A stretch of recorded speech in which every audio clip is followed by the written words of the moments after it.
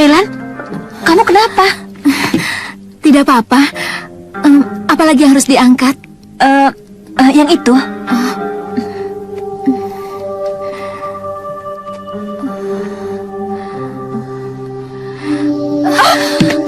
Ada apa ini? Melan, Putri Melan?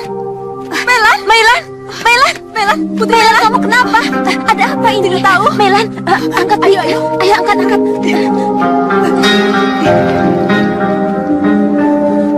Melan?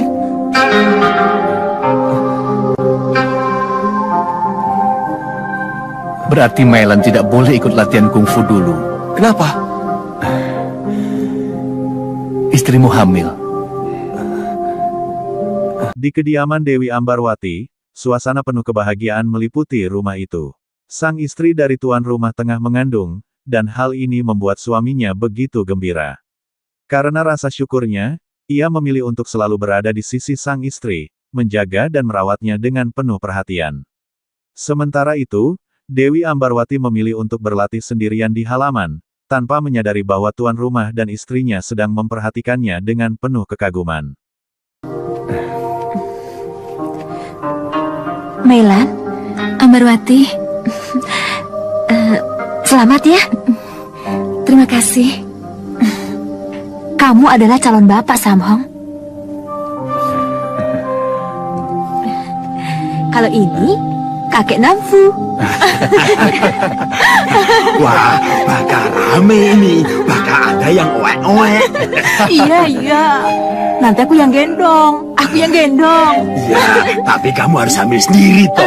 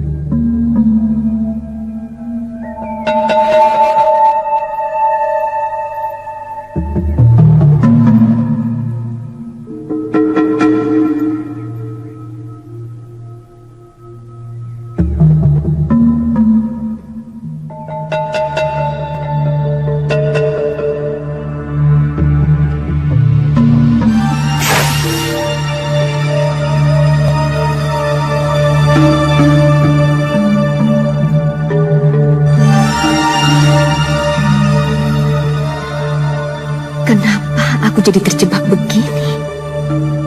Bagaimana aku bisa menyelidiki keberadaan Tumenggung yang aku cari?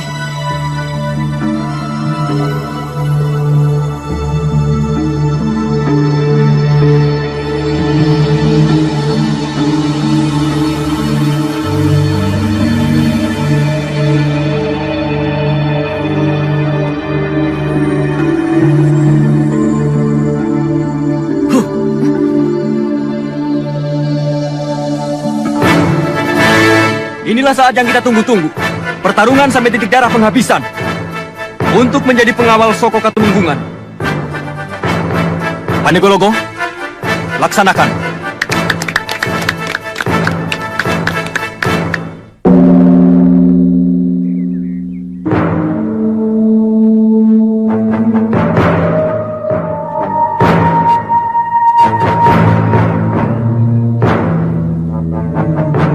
Mundur semua!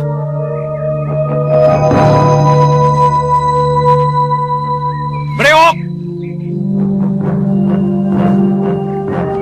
Paplang! Maju!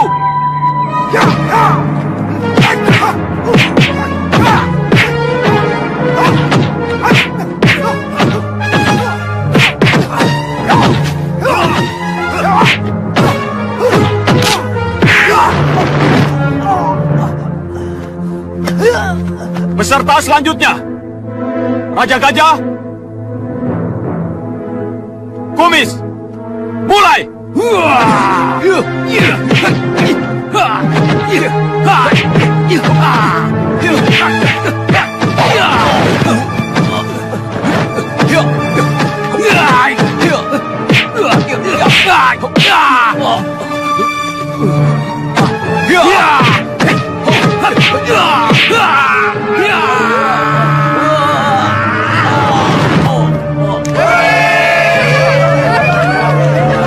Peserta selanjutnya, Raja Gajah, Brewok,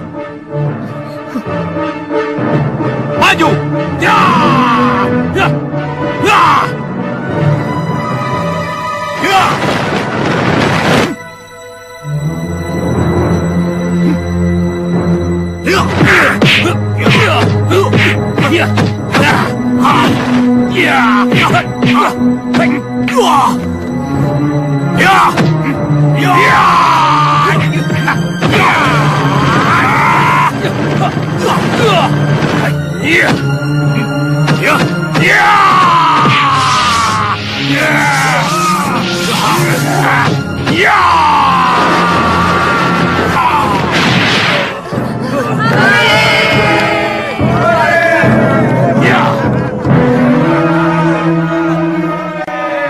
Pertandingan selesai. Pemenangnya Raja Gajah.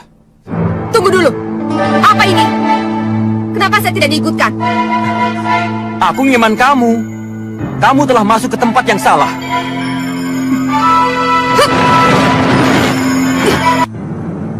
Mohon maafkan saya, Gusti. Tapi keinginan untuk mengabdilah yang telah menyebabkan saya menjadi seperti ini. Siapapun bisa menjadi pengawal Soko. Bahkan Pandego Utama. Kalau kamu bisa buktikan ilmu Linueh yang kamu miliki. Bukan sekedar ilmu gebrak seperti yang kamu banggakan di pertandingan itu. Kalau saya tidak bisa membuktikan, Jangan mimpi jadi abdinya Cokro Nenggolo. Aku usir kau sekarang juga dari sini. mohon maaf, Gusti. Di tempat lain, suasana tegang meliputi ruangan Tumenggung Cokro Nanggolo. Kembang Tanjung, pendekar wanita yang menyamar sebagai pria, sedang diinterogasi. Namun, dengan tenang, ia mengungkapkan identitasnya dan menunjukkan kekuatan luar biasa yang dimilikinya. Tumenggung, yang awalnya marah, terkejut saat lantai di hadapannya terbelah akibat kekuatan kembang Tanjung. Hal ini membuatnya berpikir dua kali sebelum akhirnya menerima kembang Tanjung sebagai salah satu pengawal di bawah pimpinan Raden Sopo. Sigar Semongko. Siapa sebenarnya gadis ini? Hah?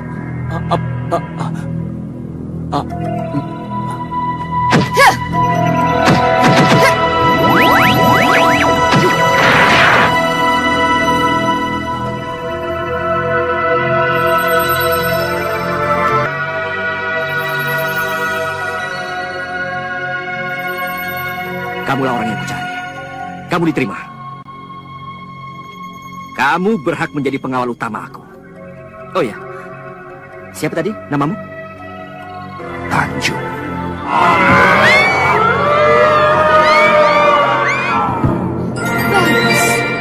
Bagus. Ratu Setro Gondomayit itu telah benar-benar memperlihatkan karyanya. Mengagumkan.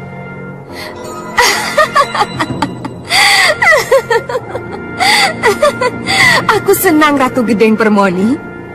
Aku senang dengan kekacauan yang kau lakukan, sebab akan membuat semakin membaranya permusuhanmu dengan Ratu Laut Selatan itu.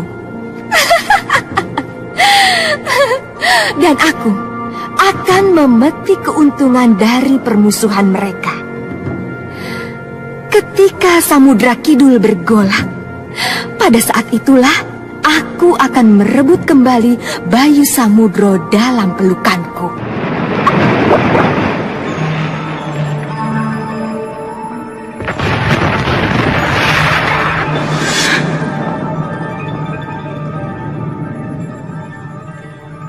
Mohon maaf, Nyi Ratu. Sumber getaran berasal dari keringinan, Nyi Ratu. Keringinan? Ada apa dengan keringinan? Apa yang terjadi di sana? Mohon maaf, Kanjeng Ratu. Kami tak bisa melihat. Karena asap itu dibuat dengan sengaja untuk menghalangi pemandangan. Mungkin Koco Benggolo bisa menembus dan bisa melaporkan Kanjeng Ratu. Koco Benggolo? Koco Benggolo? Maaf Kanjeng Ratu, maaf kalau laporan hamba terlambat. Perlihatkan padaku. Maaf Kanjeng Ratu, yang tertinggal hanya sisa-sisa bencana, tidak ada lagi selain itu.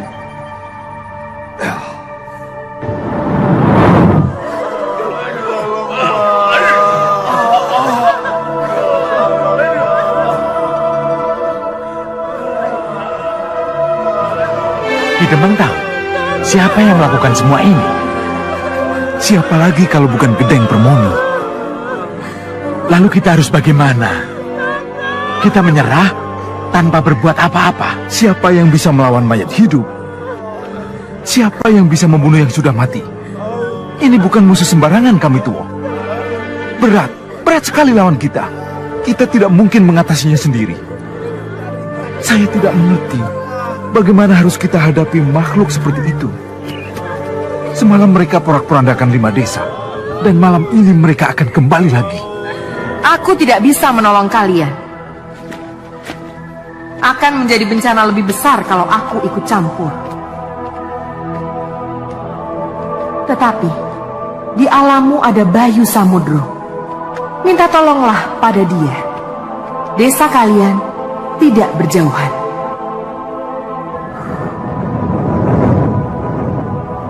Bayu Samudro. Ayo, ingat dan sebut nama itu. Ki Demang, apa Ki Demang tidak ingat peristiwa yang menggemparkan di Randu Alas? Bayu Samudro?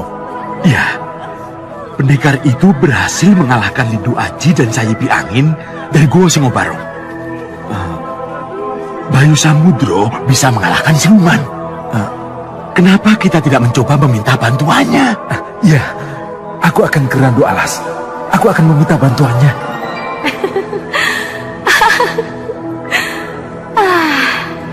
Akhirnya Bayu Samudro harus terlibat juga.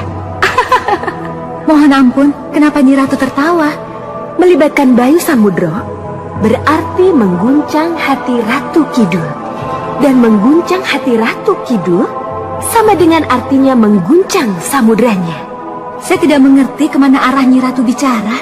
Oh, lihat saja.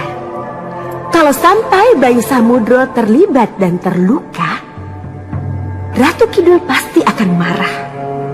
Dan kemarahan Ratu Kidul sama dengan perang besar antara Laut Kidul dengan Setro Gondomayit.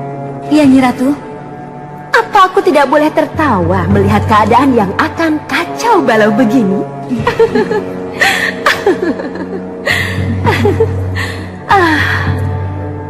Ini saat-saat yang aku inginkan. Saat-saat yang aku tunggu-tunggu, Pudasari.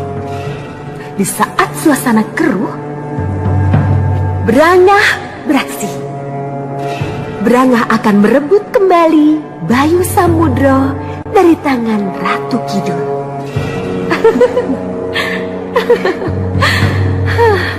Perang! Peranglah hei kalian dua ratu!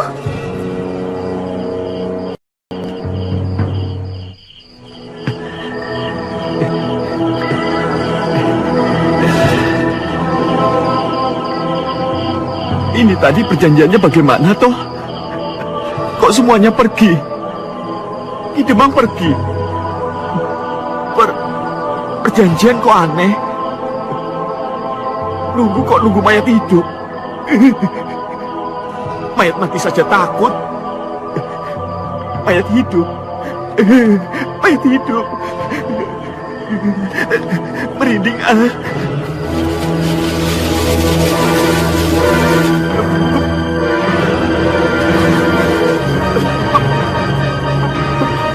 Bener kan? Mulai takut saya. Kan? Den, bangun Den. Bener-bener tidak kuat saya Den. Mati aku Den. Den, lihat. Kalian siap kembali ke alam kubur? Sementara itu, di tempat lain, Ratu Nyibrangah mengamati kekacauan yang terjadi di sebuah desa. Ratu Buaya itu merasa senang karena kekacauan tersebut adalah ulah Setro Gondomait, pasukan mayat hidup kiriman Ratu Gendeng Permoni. Namun, kegembiraan Nyibrangah memudar ketika Nyi Roro Kidul mulai memperhatikan situasi tersebut. Pada akhirnya, sang kepala desa menyebutkan nama Bayu Samudro, seorang pendekar hebat yang berhasil mengalahkan pasukan mayat hidup tersebut. Nyibrangah kecewa karena harapannya melihat 200 saling berhadapan gagal terwujud. Menang, kamu menang Bayu Samudro. Itu artinya kamu laki-laki luar biasa. Tapi, kebencian juga akan aku sumpah serapahkan padamu. Karena kemenanganmu, kemarahan Ratu Kidul yang aku inginkan tidak jadi terwujud. Kurang ajar, percuma, dan aku tidak bisa tertawa lagi.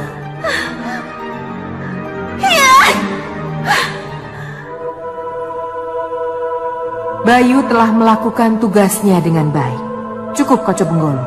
Terima kasih. Kembang Tanjung. Kembang Tanjung nama yang manis sekali. Sebuah nama yang mungkin akan merubah jalannya seluruh rencana kita. Kenapa ibu berkata begitu? Nanda Raden Sombo.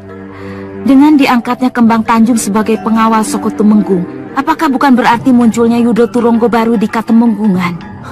Pengawal Soko Tumenggung itu kan masih di bawah pengawasan saya, Bu. Ya, tapi pengawal Soko Tumenggung akan selalu berada dekat dengan yang harus dikawalnya. Sedekat apapun dia, Kembang Tanjung tetap cuma sebagai pengawal, Bu. Dia bukan apa-apa. Jangan bilang begitu. Nanda Raden akan sangat terkejut kalau saja Nanda Raden tahu bahwa malam ini Romo Temunggung akan mengadakan pertemuan khusus dengan pengawalnya itu. Pertemuan khusus? Ya. Tanpa saya ketahui? Ya.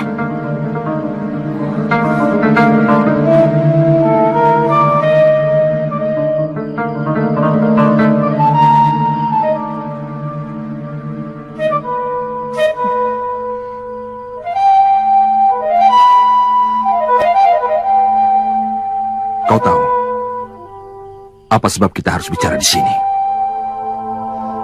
Kau buka peluang agar aku membunuhmu, Taji Sakti. Ada yang sangat istimewa yang datang dari dirimu, Kembang Tanjung.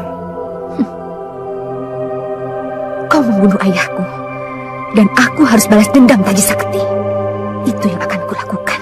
Dan Taji Sakti membunuh bapakmu? Ya, Taji Sakti membunuh bapak saya. Ya, Taji Sakti membunuh bapakmu. Iya, Guru. Menguasai kembali peti itu. Lalu cari muka ke Mataram. Iya, Guru. Menyerahkan 1 dari 2 peti yang ia curi. Iya. Dan memfitnah Seto Samekto bapakmu sebagai pelaku pencurian yang telah ia bunuh. Iya, Guru. Taji Sakti dianggap berjasa dan diangkat jadi Tumenggung di Cokro Nanggala. Iya, Guru. Sejak saat itulah ia dikenal sebagai Tumenggung Cokro Nanggolo. Iya. Tumenggung yang harus kamu bunuh. Iya, Guru. Dari mana kau dapatkan ilmu sihir semampu itu? Adegan kemudian beralih kembali ke Cokro Nanggolo yang tengah berbicara dengan Kembang Tanjung. Ia penasaran siapa guru dari pendekar wanita itu, apakah Aji Saketi atau Gelap Nampar. 2 kali nama-nama tersebut disebutkan di hadapan Kembang Tanjung, membuatnya bimbang dan tidak yakin kapan waktu yang tepat untuk mengungkapkan siapa gurunya. Namun, ia berjanji bahwa di saat yang tepat, ia akan mengungkapkan kebenarannya. Muridnya. Taji Saketi dan Gelap Nampar. Taji Saketi sudah meninggal. Sudah 2 orang yang bicara begini. Tumenggung dan lelaki pincang itu. Den Roro, tunggu Den Roro.